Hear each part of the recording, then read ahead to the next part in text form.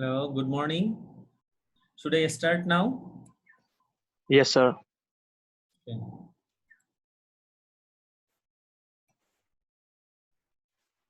So in the last class, we have discussed about the previous discussion regarding the atmospheric different layers. We have discussed different characteristics of different layers.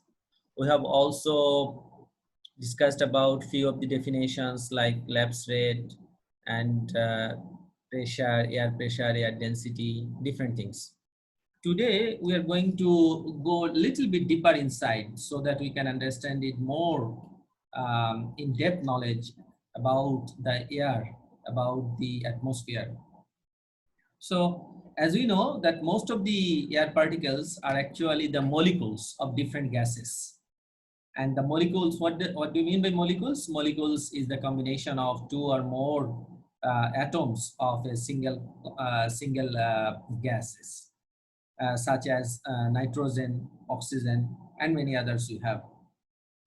So these gases, generally they are very neutral in a positions. That means they are charged. Their charge is both in both the cases the amount of the electrons, the electrically charged electrons, which is as similar as the protons in together, and that's why they are very neutral in nature generally. And we do inhale in most of the cases a huge amount of the molecules at a time.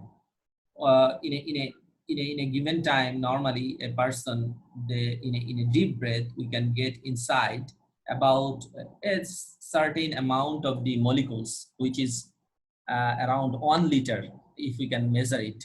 So in a liter size, the volume of an average liter size of air that can include a huge amount of the molecules. As we know, molecules are very tiny particles.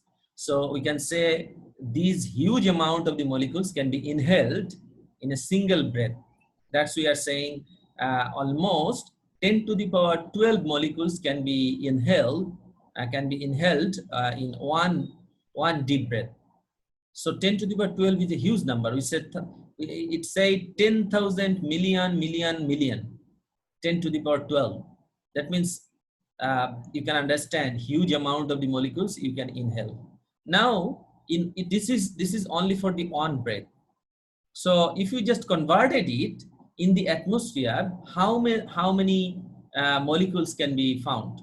So it can be found 10 to the power 44 molecules in this atmosphere generally.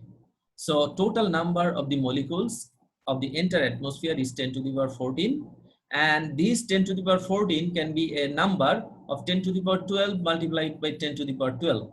Okay, and now you can understand we have 10 to the power 12 breaths in the air for entire atmosphere. This is somehow we can say this is more or less constant, and such when we inhale, again we exhale.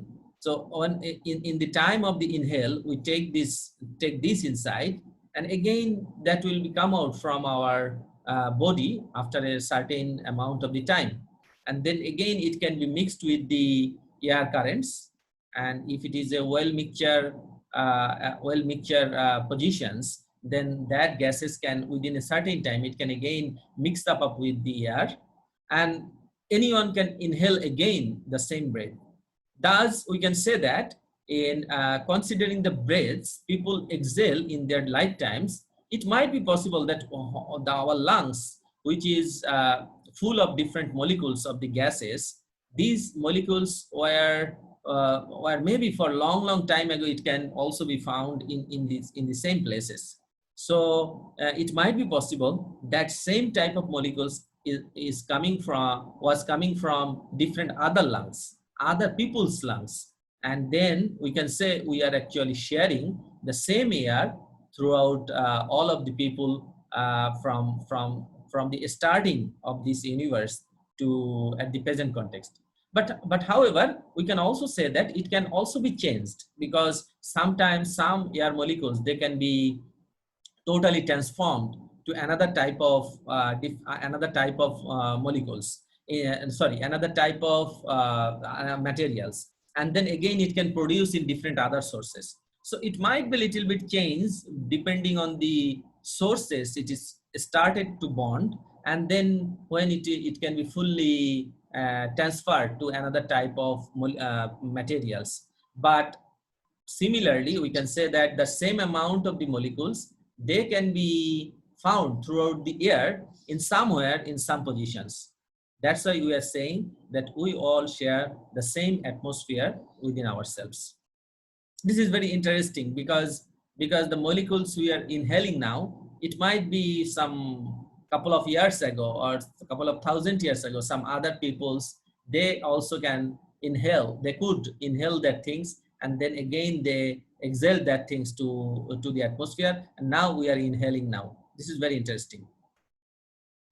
The next important thing is we need to know about few of our gases in detail, because if we can know that things, then we can also know their behavior, particularly in their chemistry, so that we can describe it very well.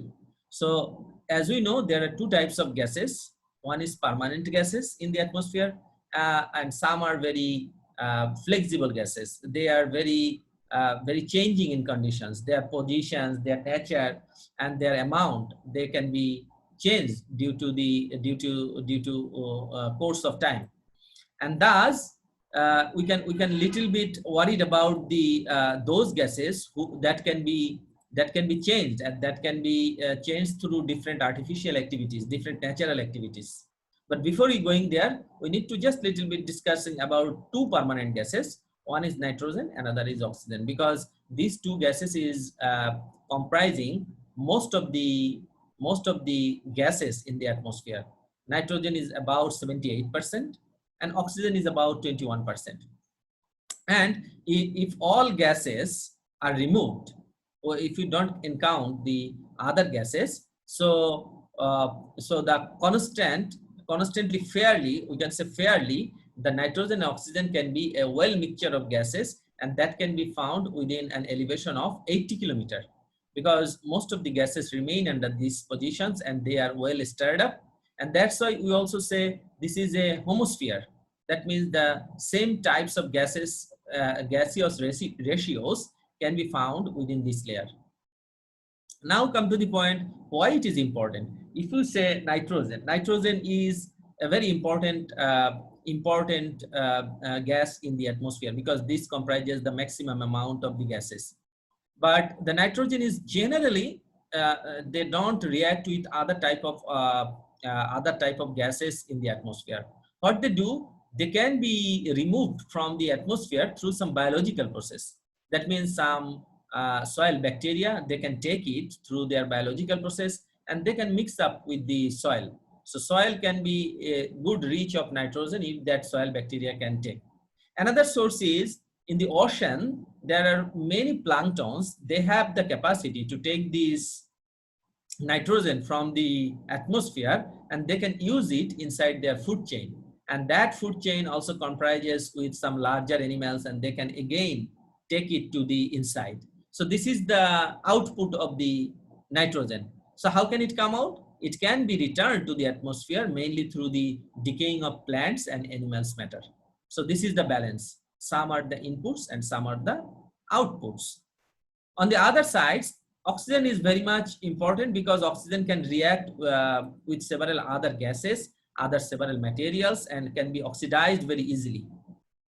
And then it can be removed through the atmosphere when the organic matter decomposes, when the organic matter break down. That time oxygen can be oxidized. That means they can take some materials to be oxidized, and it is also taken from the atmosphere during our breath. So when we take we inhale the oxygen, it goes into our lungs, and in the lungs they have some they goes for a couple of changes, and finally when you exhale, that time the carbon dioxide come out from our breath. So the addition of the oxygen to the atmosphere, it can be different sources. It can be through the trees. So when the photosynthesis happen, trees take the carbon dioxide, and then with different sets of reaction, when they wanted to produce their foods, then again oxygen is produced by in the same way. So that oxygen again come to the atmosphere. So here is also a balance. We take the oxygen as a means, and we again it removed and returned in this in the two different directions. But the thing is, as it is very permanent gases, so the amount or ratio of the nitrogen and the oxygen, they remain fairly constant, because the process of their removal and the process of their addition is nearly fairly the same amount. So that's why we say this is a permanent gas for a long time. Now we are not going to discuss other sorts of permanent gases. The other sets of permanent gases are mostly related with some some gases who are not acting very actively. They are very, we say, inert gases. Argon, xenon, they are normally, they remain very cool. They don't wanted to mix up with others. So we are not interested about that things much in this case. We are now giving our emphasis on the variable gases who can vary. So among the variable gases, the most important concentration is invisible gases is water vapor. Although water vapor is a combination of hydrogen and oxygen, but it is a form of vapor in the atmosphere, and it remains as a H2O for long time, and this have some influence on the different aspects of atmospheric compositions. So that's why we are interested about that things. And it depends on the as close to the surface in warm, steamy and tropical locations, the water vapor go through evaporation, evapotranspirations, and they can go up to 4% in some places. Although you can see the 4% is not possible in a particular places as a whole, because most of the gases, when you see the percentage, there is no chance for 4% for water vapor. But water vapor can be 4% in a particular places in a local conditions. And then again, it can be changed. It will not remain as a 4% for long time. So when rainfall happen, that will again gonna come to the earth's surface again. So depending on the cases, it can be up to 4%. Whereas in the colder Arctic areas, its concentration may very nominal, a fraction maybe, a mere fraction of the percentage. So averagely, it cannot be 4%, but it can be up to 4% in a certain conditions where we have tropical environment.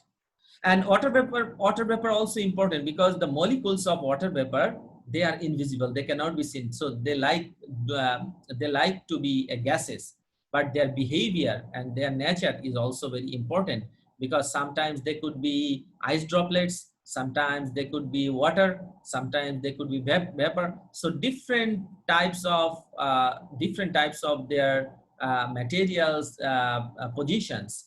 That means they can be solid state, they can be in a liquid state, they can be in a gaseous state. So they behave indifferently in the atmospheric characteristics. So in liquid condition, they behave in a certain way. In the solid state, they can be working in a different state, because each of the conditions, the characteristics might be varied depending on the temperature, depending on the other sets of phenomena of the atmosphere. And water vapor is also very important, because they can take some of the heat energy inside them. So during the course of time, we said this is a greenhouse gas also, because when it can act two different ways. One is when the sunlight fall on the top of the atmosphere. So in the troposphere, when we have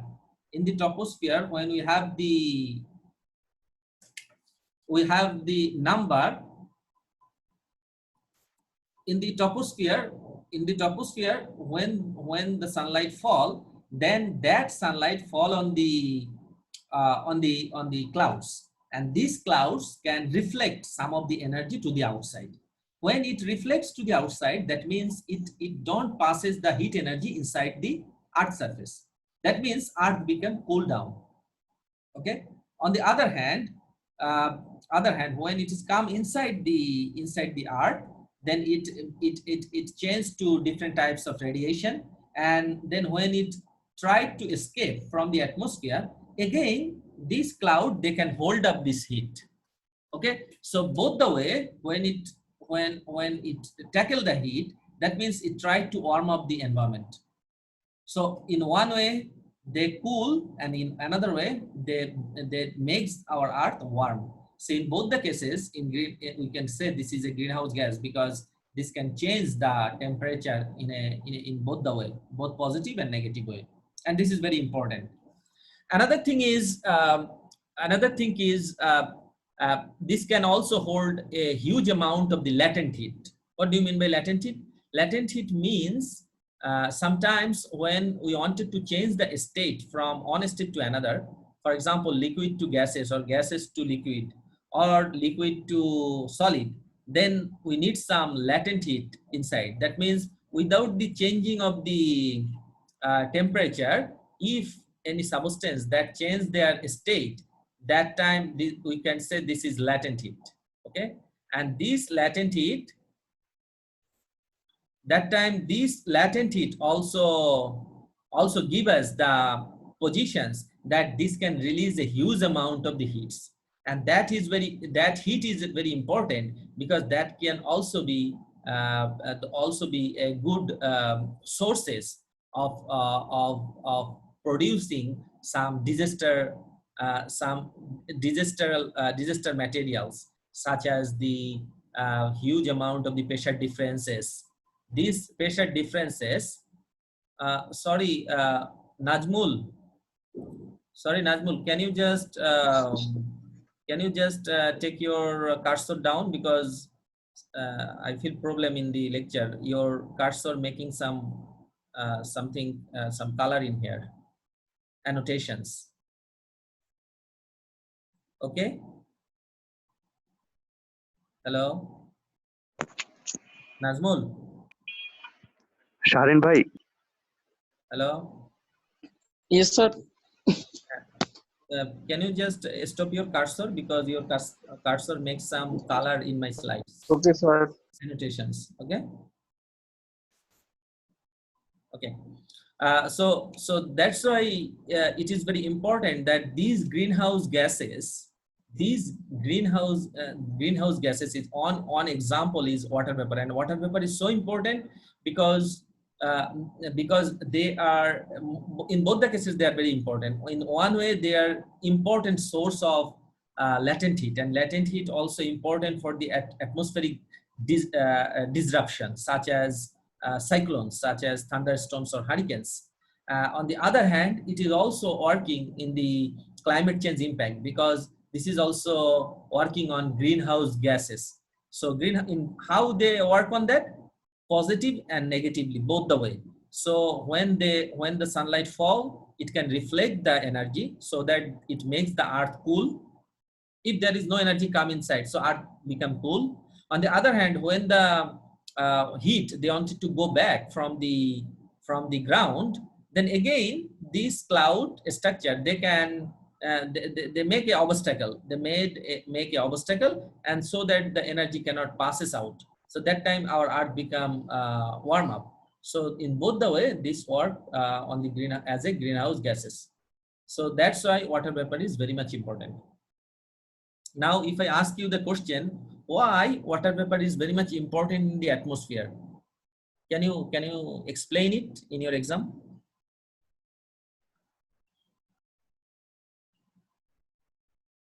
Can anyone just describe what I said, or how I described it? Any one of you? Is it possible for you to discuss about the importance of the water vapor? Maybe maybe anyone. I see many people in here. So is it possible for you to discuss? Should I ask anyone? I should ask Ashraful Imon. Can you describe it? Why atmospheric vapor is important in the atmosphere? water vapor is important in atmosphere? Ashabul, can you hear me? Yes, sir. Okay, I think connection is not very clear to me. Anyone else? Can you describe? Yes. Please describe.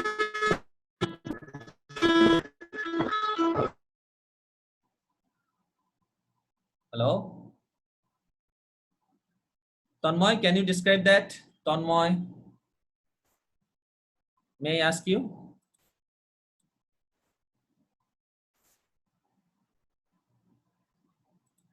Hello, Tanmoy, can you hear me?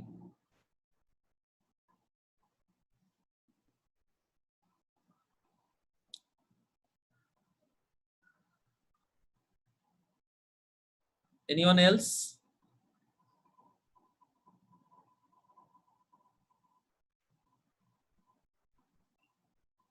I found Miraj. Can you hear me, Miraj?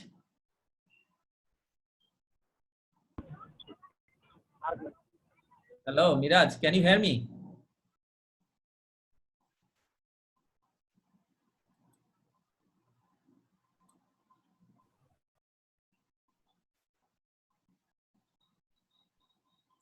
Hello, Imon. Hello. Yes, please.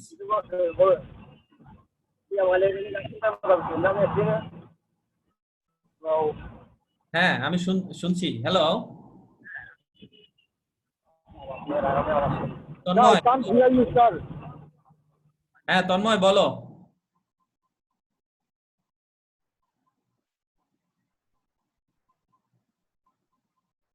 I don't know what is the problem of the connections. Can I ask Ariful? Can you say that? Can you hear me?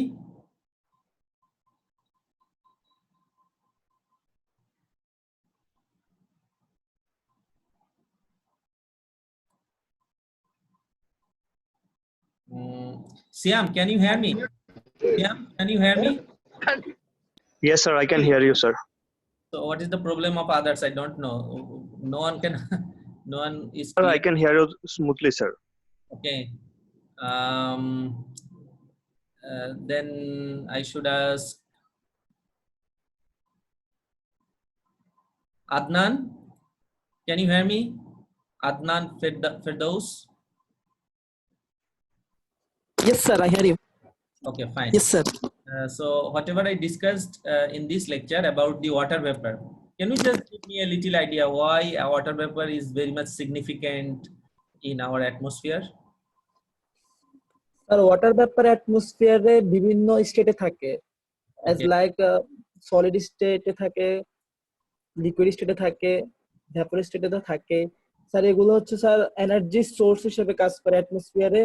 আমরা যেটাকে বলতে পারি latent heat.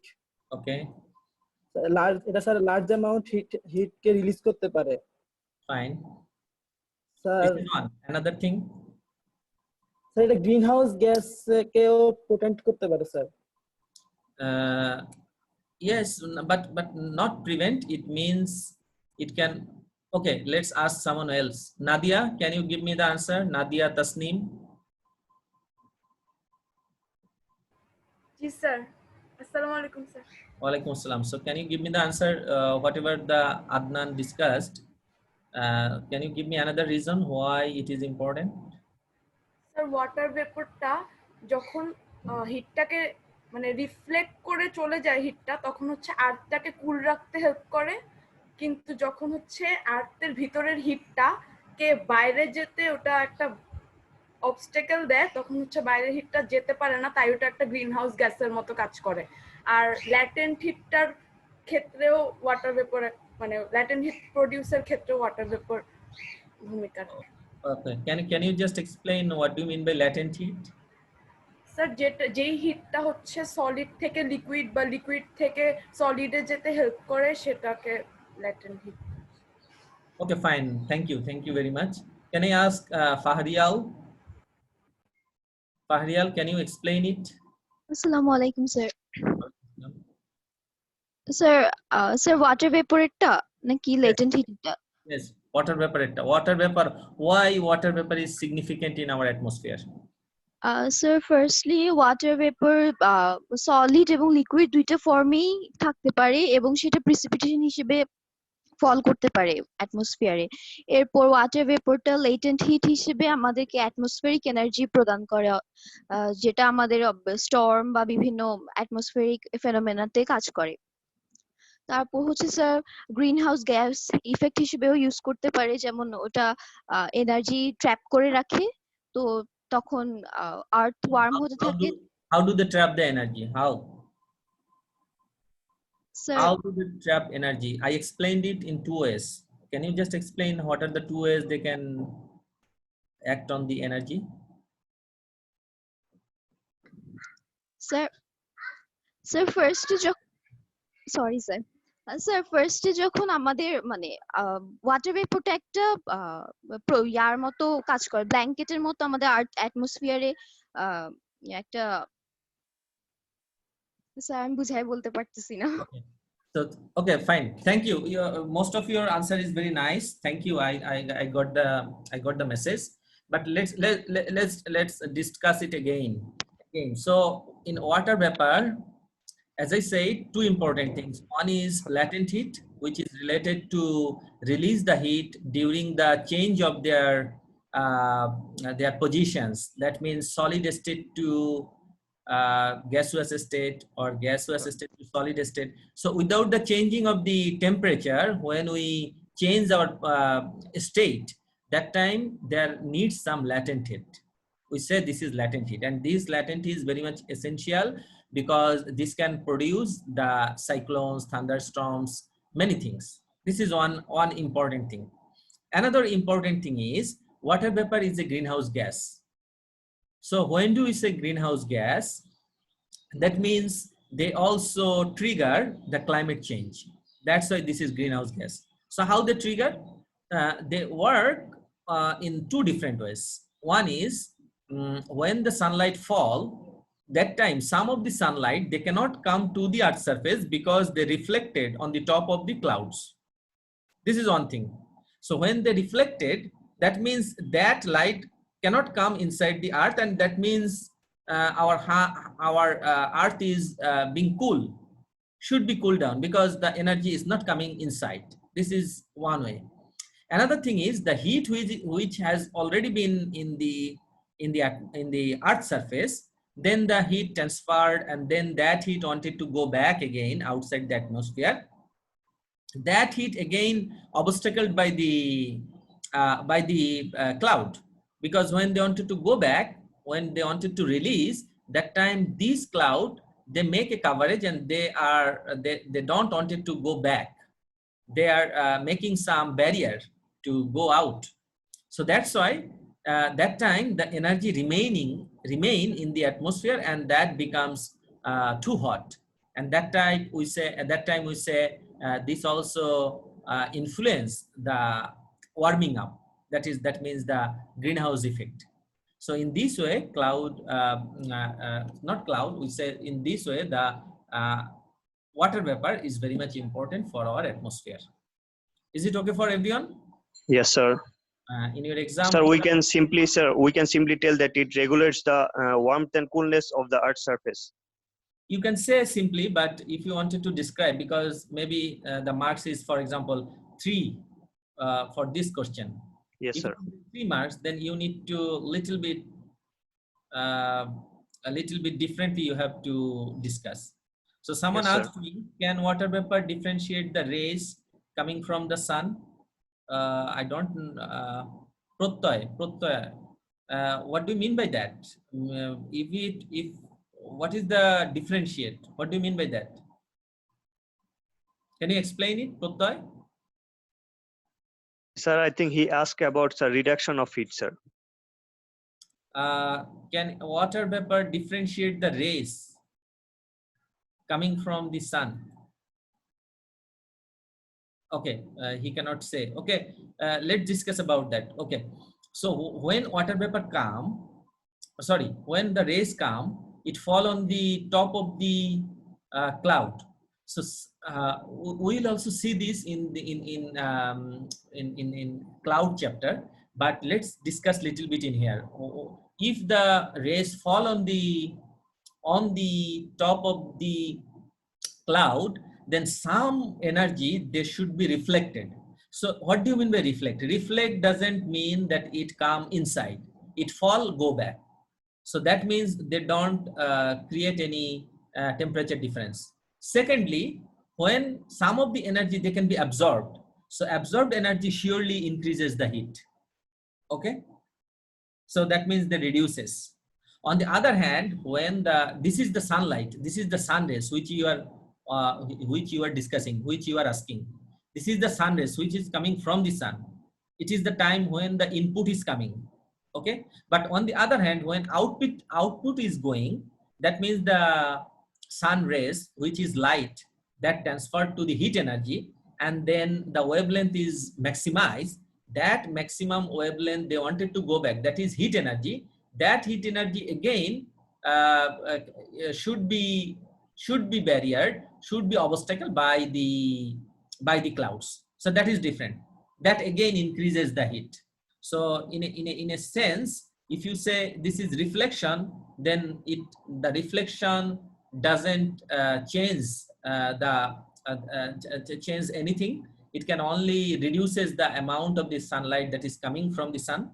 But if it is absorption, then obviously it changes the temperature inside. Yes. Is it? Did you get the answer? Protoy, did you get the answer? Okay. Okay, fine.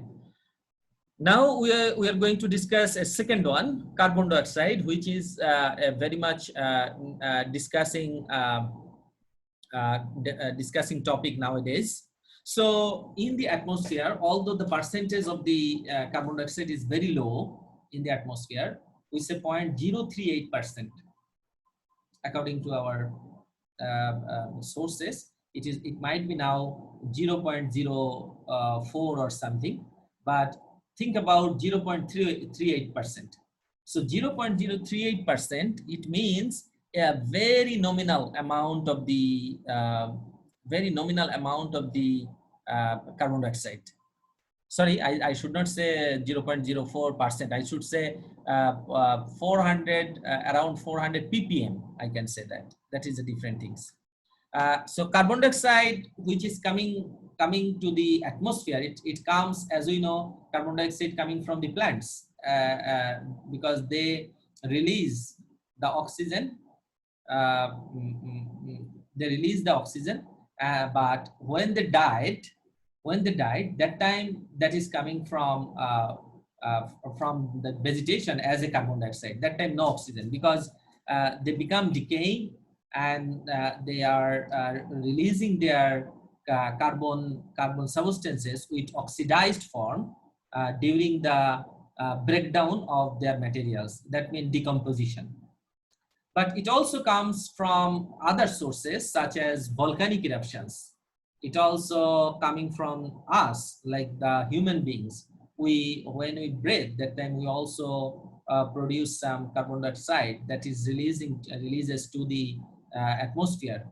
So these are some natural way of the carbon dioxide as a source. But the main problem is nowadays there are some very good amount of the carbon dioxide that is coming from the burning of fossil fuels. So burning of fossil fuels, normally this is artificial, and these artificial burning causes huge amount of the carbon dioxide inside the atmosphere.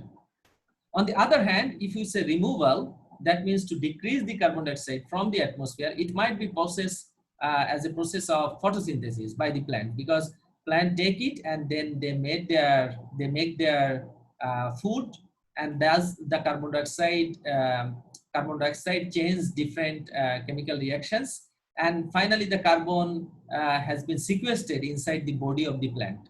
It can be a root, it can be a branch, it can be a leaves, and then carbon dioxide remain in there. Oxygen is released and carbon dioxide remain in there. On the other hand, many oceanic features such as plankton different types of plankton, tiny different plants, they can also fix the carbon dioxide on the surface of the water, and they can fix carbon dioxide in organic tissues, in their organic tissues.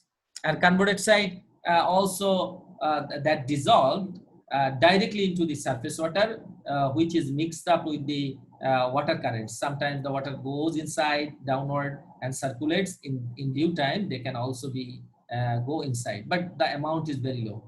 Estimates are that the ocean hold maximum amount of the carbon dioxide inside, because they say this is 50% more of the total atmospheric carbon dioxide content. So whatever carbon dioxide we have in a gaseous formation in the atmosphere, more than 50 times of carbon dioxide we can found inside the ocean. Now think about that ocean, if they releases it, then what will happen? Then it might be a disaster for our world. So carbon dioxide is also very important in case of our Earth surface.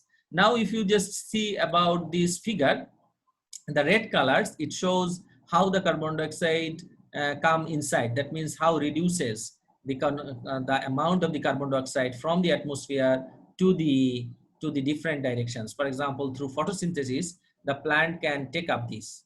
Okay, and then also some of the carbon dioxide, they can be dissolved in the ocean.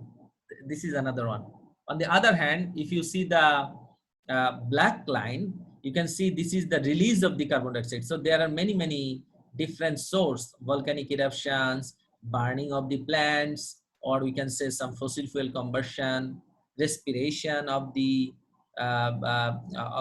living organisms, and sometimes that the plants can be decomposed and they can also release this.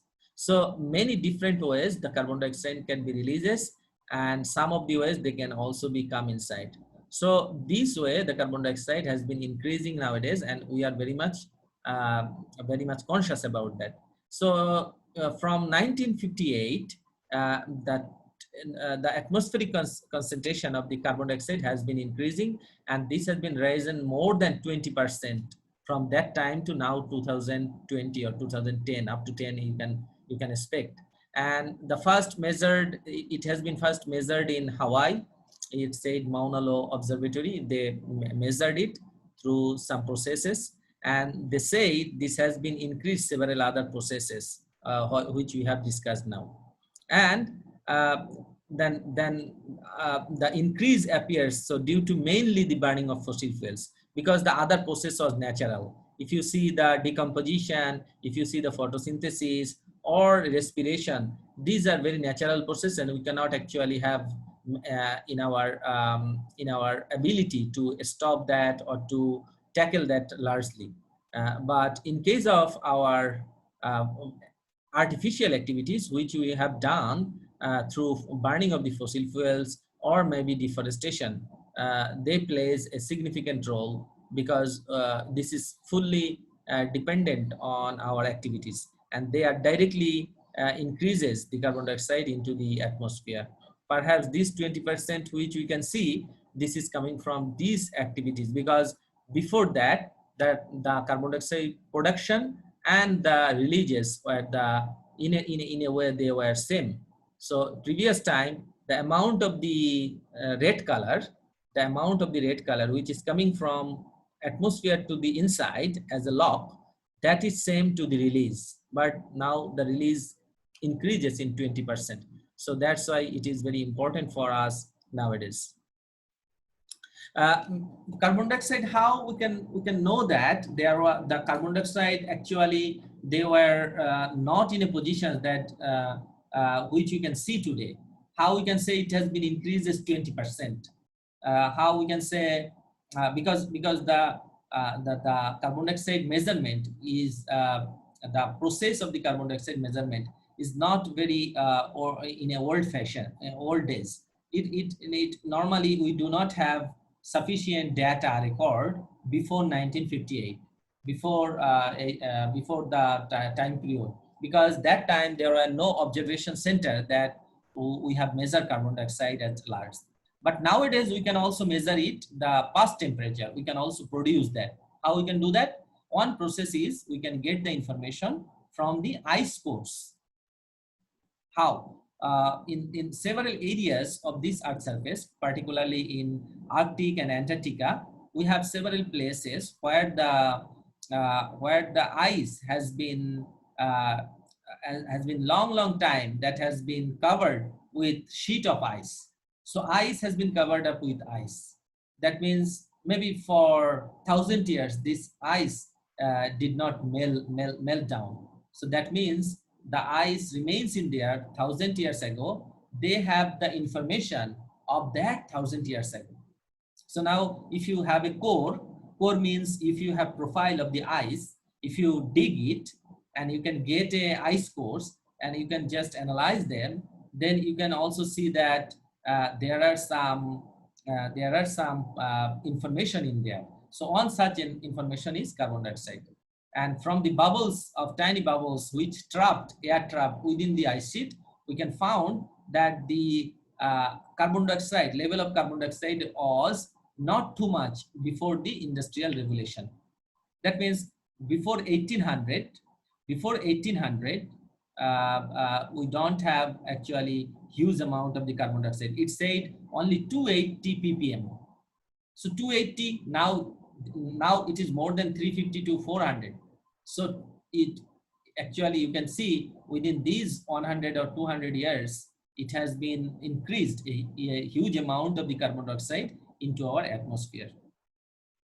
So that's why I say it has been increased in many folds. As it said, from 1800, we have now the carbon dioxide level increased almost 37%. With carbon dioxide levels, we are presently increasing by amount 0.4% annually. That means huge, 1.9 ppm per year. So now scientists are estimating if this rate will go on, then carbon dioxide will likely to be 500 ppm within the end of this century. And if it will happen, then they can trap more heat, and trap more heat means they don't allow the temperature which wanted to release from the Earth's surface, they don't want it to go back because of this carbon dioxide and then remain in here and heat it up. Okay. So this is the importance of the carbon dioxide in case of our cases. I think we cannot finish today because there are some other things also. So we'll discuss later of this part of the carbon dioxide tomorrow in the next class. So if you have now any questions until my lecture up to this, you can raise your voice, please. Do you have any question? Sir, is it possible to limit the emission of carbon dioxide from industries and vehicles and etc. etc.? Obviously, but yes, this is a huge question, big question. Obviously, it can be possible because if you just drop down some of the industry, it will be okay. But if you wanted to know about the technology, then I should say we should migrate from the burning of fossil fuel to some other source of energy. For example, renewable energy. If you do the same, so you cannot say, well, this industry should be stopped, or we cannot go for any production system. We cannot say that because we don't have this right. So what we can do in two ways, we can combat with this carbon dioxide. One way is you can change your source. So burning of fossil fuels to some other source where it is possible. For example, in few cases, it is possible to get the energy from the sun, to get the energy from the ocean, to get the energy from the waves. Okay, so wind. So these are the renewable energy you can go for the production system. Secondly, you can also think about some of the process which can absorb this carbon dioxide. For example, if you have you can lock down this carbon dioxide into the plants, then more carbon dioxide has been stored as in the vegetation. So this is another way to mitigate the process. There are several other processes also, but the problem is burning of the fossil fuel is one of the most easiest way to have the energy resource. And without energy, this world nowadays, we cannot think about one single day without the energy. So that's why it will be much more tougher for the changes of the sources. But maybe in future we will develop some technology. From that technology, maybe we are able to take the energy source rather than different other sources rather than the burning of the fossil fuel. Okay, sir. আমার একটা Is there question any- ছিল sir Sir, latent heat changes the state of substance without changing the temperature, but it also produces more heat. So, doesn't these heats are affecting our temperature? Obviously, that's why I am saying that this is also influences the condition of the cyclone. During the cyclone, we have a huge pressure differences between the inside and the outside of the eye sphere. So when the temperature varies between energy varies between the two stations, or between the two surfaces, or between the two locations, that time the more energy, that means your more energy, that gives you the energy to take these substances to go up. So when the pressure is very much low, that time that come to the center of the locations, and then this latent energy increases the temperature and make it dry, make it very lighter, and they tend to make it too high that they go to the top of the atmosphere, and then again the positions remain vacant. That time again the more wind come to the same positions. So that's why we are saying inside during the cyclones in this hemisphere, during the cycles inside, the pressure is very much low. Why? Because pressure created by this wind, they go always upside. Why it is going to the upside? Because of this heat. This heat energy take to them to the top of the atmosphere, and finally again that will come when that has been again dissipates. That means when they turn to become rainfall, that again that releases the heat. So with this balance, yes, with this balance, they gain heat and sometimes they lose it. Latent heat doesn't always mean that they gain heat. Sometimes they loses heat also, and sometimes they gain heat also. No, latent heat. So when you, for example, when your state is liquid and you make it to gaseous composition, then you need more heat in there so that it can be breakdown, so that it can be changed in another state.